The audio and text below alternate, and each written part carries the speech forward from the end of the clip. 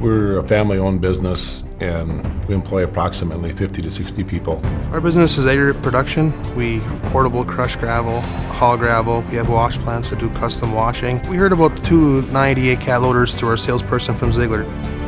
They came from a corporate customer that had traded them off.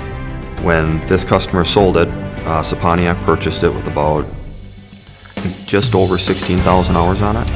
And I think now it's just around 20,000, a little bit over 20,000.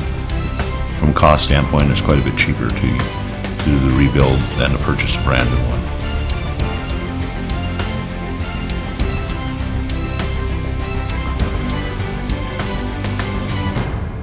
It'll be just like a new machine.